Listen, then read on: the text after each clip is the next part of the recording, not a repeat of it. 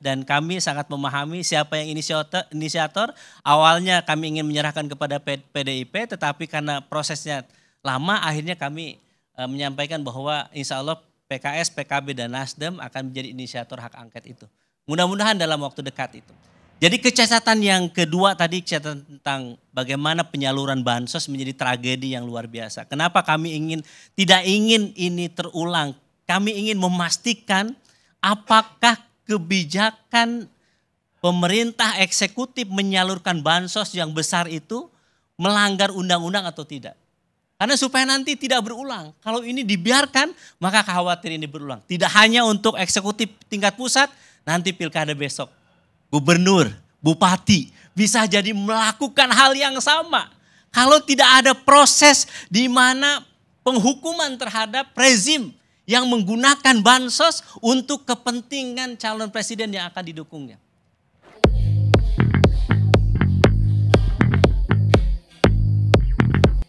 Baik, bismillahirrahmanirrahim. Assalamualaikum warahmatullahi wabarakatuh. Bang Karni dan seluruh narasumber ILC pada malam hari ini. Pertama saya ingin menyampaikan terima kasih kepada seluruh pendukung 01 ya. Dan yang sudah istiqomah komitmen untuk terus berjuang sampai saat ini juga ada yang berjuang melakukan mencari keadilan di tengah jalan untuk melakukan demonstrasi. Dan itu adalah bentuk ekspresi yang dilindungi oleh konstitusi dan mudah-mudahan kita tentu berharap ya para pihak berwajib bisa secara proporsional, secara adil dan secara bijaksana untuk mengawal proses demonstrasi yang ada di lapangan. Baik dari kubu manapun ya yang hadir. Yang kedua, saya tentu ingin menyampaikan ya bahwa sejak awal kami di 01 ini Anies Mohaimin siap menang dan siap kalah. Sejak awal kami harus sampaikan itu. Sejak awal secara sadar bahwa ketika melihat ini sebagai kompetisi yang fair, maka bertarung itu pasti ada yang kalah dan ada yang menang. Cuma yang jadi persoalan adalah apakah ketika pasangan calon ini kita berkompetisi terus kemudian ada yang melakukan pelanggaran dan kecurangan. Apakah itu akan dibiarkan? Atau memang harus diganjar yang setimpal. Sehingga kita sebagai anak bangsa bisa memberikan pelajaran.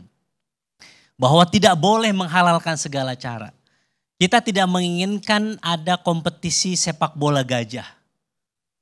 Yaitu kompetisi di mana semuanya sudah disetting, semuanya sudah dimanipulasi sehingga siapa yang menang dan siapa yang kalah sudah diketahui. Inilah yang kami harus sampaikan bahwa keinginan kami untuk mendapatkan keadilan bagi rakyat Indonesia yang menghendaki bahwa Pilpres ini memang sudah pencoblosannya sudah selesai. Tetapi rasa keadilannya yang belum selesai.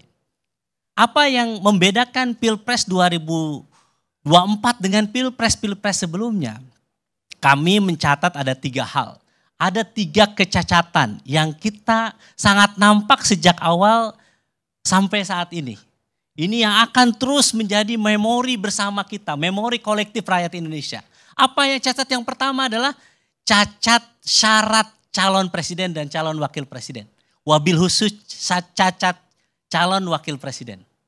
Sejak awal kita menyaksikan bahwa ketika MK sebagai garda konstitusi bisa rapuh oleh satu kekuasaan rezim di mana undang-undang itu bisa dirubah dengan selera rezim.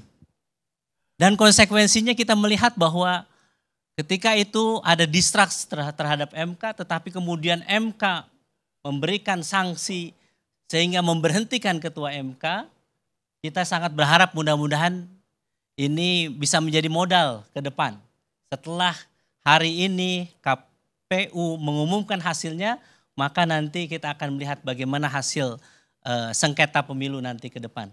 Kita sangat berharap mudah-mudahan MK bisa belajar dari persoalan pertama ketika syarat capres-cawapres itu. Nah, kecacatan ini kemudian diperkuat ketika DKPP menyampaikan memberikan teguran keras kepada ketua KPU yang begitu mudah meloloskan persyaratan tanpa membuat peraturan KPU sebelumnya. Disinilah kami memandang bahwa perlu hak angket digunakan untuk men-challenge kebijakan, ada potensi pelanggaran di situ oleh KPU ketika meloloskan salah satu pasangan calon presiden, calon wakil presiden, di mana tidak ada peraturan KPU-nya di situ. Kecatatan yang kedua adalah kecatatan dalam penyaluran bansos. Ini tragedi tidak pernah dulu sedahsyat saat ini. Ya. Bahkan kalau kita melihat RDPU antara Komisi 8 dengan Mensos, ini sungguh luar biasa, membuka mata kita semua. Waktu itu saya di sana, Bang Karni, saya sampaikan ketika Prof. Yusir bertanya, bagaimana Mensos, apakah dilibatkan atau tidak? Kemarin clear, Mensos hanya dari 490 triliun sekian, beliau hanya dapat alokasi sekitar 70 sekian triliun. Ketika ditanya selebihnya dari mana, enggak tahu dari mana. Tidak tahu datanya dari mana, tidak tahu alokasinya kemana. Inilah yang menyebabkan bahwa hak angket ini penting untuk apa? Apakah benar? Apakah bisa dibenarkan? Eksekutif menggelontorkan satu anggaran bansos ketika tidak tahu kemana anggaran itu dilakukan, disalurkan, berapa besarannya dan siapa yang mengeksekusi itu. Dan kita melihat bahwa yang kecatatan pertama itu dan yang kedua polanya sama. Untuk apa? Menguntungkan salah satu pasangan calon. Jadi inilah saya kira nanti hak angket tentu akan lebih banyak kalau misalnya ini bisa betul-betul nanti dari kubu 01, 03 kami perlu sampaikan bahwa karena kami masih menunggu 03 untuk berinisiatif, maka akhirnya PKS, Nasdem dan PKB mengambil inisiatif terlebih dahulu saat ini. Jadi, untuk apa? Akan duluan. Akan lebih duluan. Jadi nanti kalau PDIP P3 ikut, silahkan nanti ikut kami. Karena tadi ketika dua kubu ini belum duduk bersama, ya, maka memang ini prosesnya tidak mudah. Mungkin nanti di persingkahan jalan bisa kita ketemu. Jadi memang dalam penggunaan hak angket ini, kami terutama dari PKS sudah sekian kali mengajukan hak angket dalam berbagai kesempatan. Jiwasraya, kami juga waktu itu mau menginisiasi angket utang negara kita yang besar. Tapi kandas di tengah jalan, kenapa? Karena tidak memenuhi syaratnya itu. Kalaupun kami bisa 25 anggota, 2 fraksi, tetapi kalau mau selesai tuntas maka harus 50% plus 1. Jadi ini memang butuh waktu ya, dan kami sangat memahami siapa yang inisiator. Awalnya kami ingin menyerahkan kepada PDIP, tetapi karena prosesnya lama akhirnya kami menyampaikan bahwa insya Allah PKS, PKB dan Nasdem akan menjadi inisiator hak angket itu. Mudah-mudahan dalam waktu dekat itu. Jadi kecacatan yang kedua tadi kecacatan tentang bagaimana penyaluran bansos menjadi tragedi yang luar biasa. Kenapa kami tidak ingin ini terulang?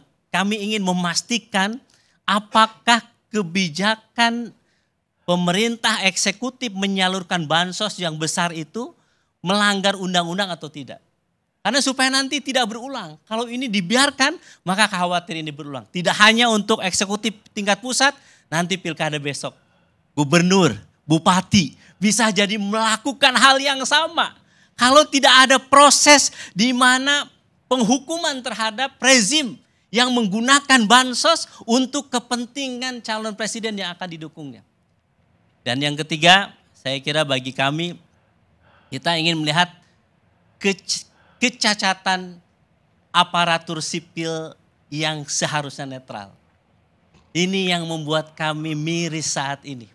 Saya harus sampaikan Bang Karni, kalau dulu setiap pemilu kita suka melihat bahwa banyak money politik di mana-mana ketika pemilu, maka video dan kemudian laporannya banyak. Tapi harus saya sampaikan bahwa saat ini banyak oknum yang menutup mata terhadap fenomena money politik, terhadap fenomena pelanggaran itu. Jadi sehingga seakan-akan itu dibiarkan begitu saja, ada pembiaran.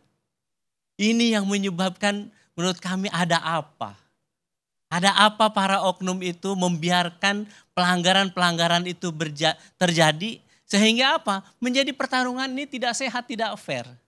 Jadi 3 kecacatan itu yang menurut kami nanti di hak angket ini yang akan terus kami paralelkan dengan bagaimana di MK nanti. Kalau MK prosesnya lebih banyak kepada paslonnya.